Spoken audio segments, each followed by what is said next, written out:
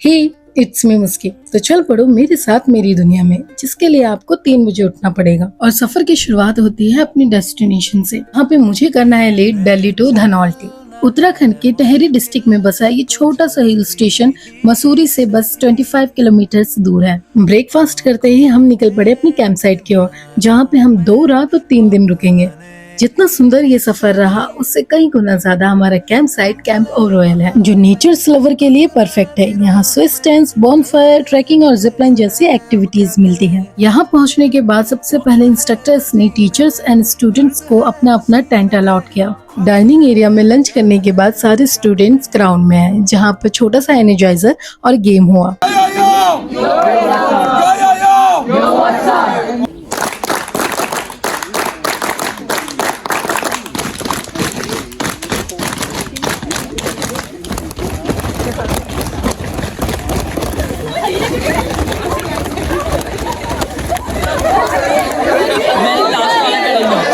हंसने खेलने के बाद डर का माहौल शुरू, जहाँ पे हाई रोप एक्टिविटीज कराई गई और रात होते ही बॉनफायर शुरू, जिसमें होता है ये झाड़ू मेरे हाथ में,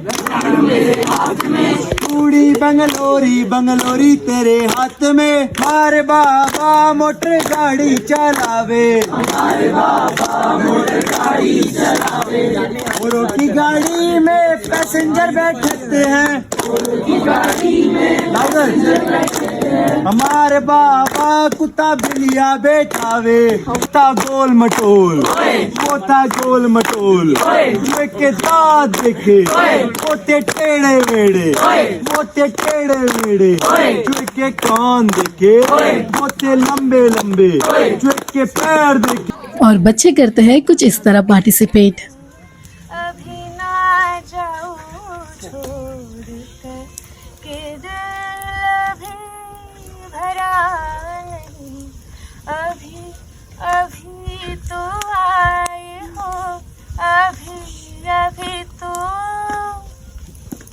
अभी अभी तो आए हो। बाहर बन के छाए हो, हवा जरा महक तो ले, ये दिल जरा संभल तो ले। ये शाम है तो ले जरा आज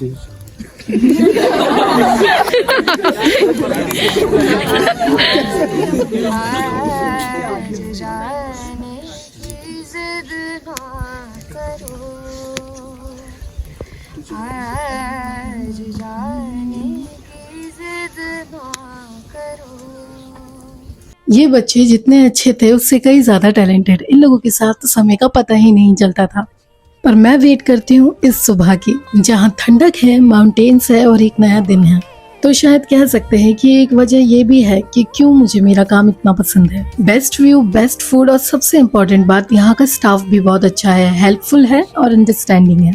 पर ये जरूर याद रहे कि सुकून के पल आपको तभी मिल सकते हैं जब आपके दोस्त ऐसे ना हो कि उनको पता चल जाए बस वीडियो बन रही है।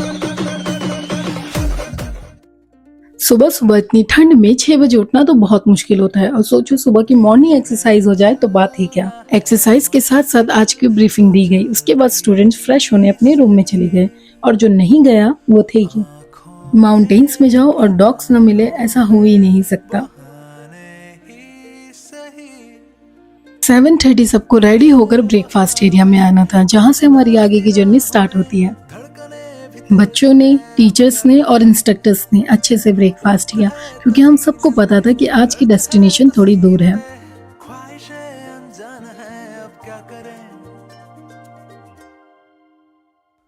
आज का दिन बिजी होने वाला था, ये तो पता था, पर इतना शानदार कि जवाब नहीं।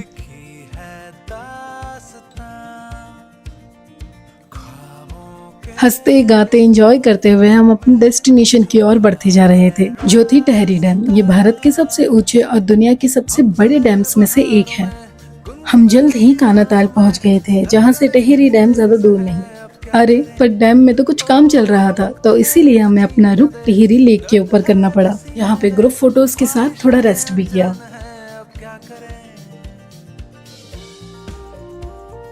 वैसे तो मैं यहाँ सेकंड टाइम आ रही हूँ, पर जब भी यहाँ आती हूँ तो नज़ारे देखते ही रह जाती हूँ।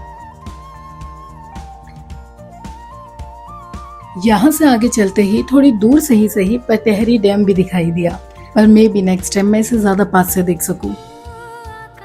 इतने अच्छे वेदर के साथ हमारी हाई रोप एक्टिविटीज फिर से स्टार्ट हुई। कुछ बच्चे डरे हुए थे तो कुछ ओवर एक्साइटेड थे, पर पहाड़ों में हम वेदर का कुछ नहीं कह सकते, कब धूप निकल जाए कब बारिश अनएक्सपेक्टेड होता है। यहाँ से लंच करते ही हम निकल पड़े कैंप साइट की ओर, क्योंकि ओले भी पड़ रहे थे। अब आती है इवनिंग की बेस्ट एक्टिविटी, सांबा यानी ट्रैश से म्यूजिक।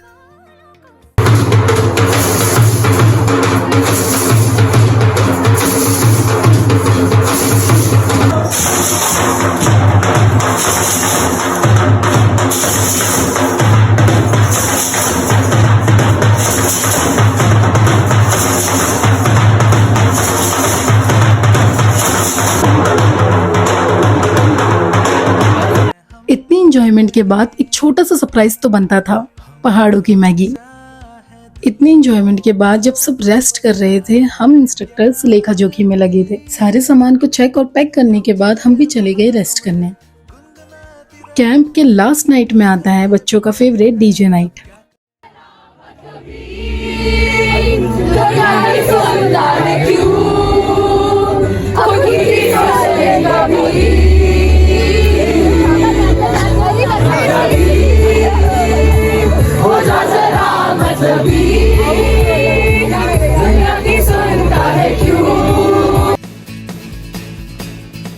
डिनर से पहले हमारी टीम ने एक छोटा सा सरप्राइज टीचर्स के लिए भी रखा, क्योंकि इस कैंप में आए टीचर्स बहुत अच्छे और बहुत सपोर्टिव थे। इतना थकने के बाद भी इनकी एनर्जी फुल ऑन थी, तो इन्हें बेस्ट कैंपर का बैच तो मिलना ही था।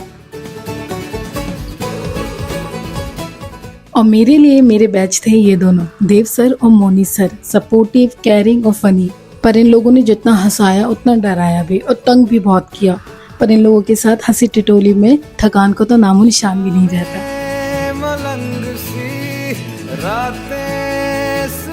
नेक्स्ट डे नेक्स्ट मॉर्निंग, और ये मॉर्निंग स्टार्ट होती है मॉर्निंग वॉक के साथ। 30 मिनट्स के वॉक के बाद इन्हें 5 मिनट्स का रेस्ट मिला, पर जो ये कर रहे थे उसे मॉर्निंग वॉक तो नहीं, मॉर्निंग स्ट्रगल जरूर कह सकते हैं। बॉयज को दौड़ने से मना किया गया, तो जवाब क्या आया इनका? मैं रुकना नहीं चाहता, नैना दौड़ना चाहता, नैना दौड़ना चाहता। कैंप साइट पहुंचते ही हमें 1 आवर में यहाँ से निकलना था अपनी दूसरी डेस्टिनेशन के लिए। पर पहले पेट पूजा फिर काम दूजा। ब्रेकफास्ट फिनिश करने के बाद हम निकल पड़े कैंप को बाय बाय बोलते हुए अपनी मिनी जीप की ओर। पर ये इतना आसान नहीं था, जितना बच्चों को बुरा लग रहा था उतना हमें भी। पर ज्यादा देर तक कोई दुखी रहा नहीं, क्योंकि फिर एंट्री हुई पुष्पा राज की।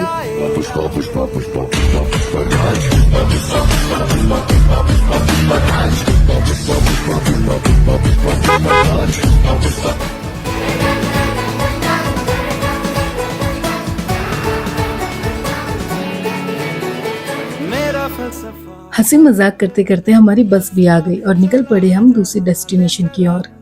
यो यो यो ट्रैवलिंग का बेस्ट पार्ट ये है कि आप नेचर को बहुत करीब से महसूस कर पाते हो, उसमें खो जाते हो और नई नई चीजें एक्सप्लोर कर पाते हो। ये रास्ता हमें लेके जाएगा देहरादून, जहाँ पे लोकेटेड है सिल्वीकल्चर म्यूजियम। ये museum forest research institute FRI campus में है। यहाँ ट्रीज की ग्रोथ, प्लांटेशन, फॉरेस्ट मैनेजमेंट और उनकी कंजर्वेशन से जुड़ी इंफॉर्मेशन मिलती है थ्रू मॉडल्स, चार्ट्स और डिस्प्लेस। नेचर्स लवर और स्टूडेंट्स के लिए ये जगह काफी इंफॉर्मेटिव और इंटरेस्टिंग है।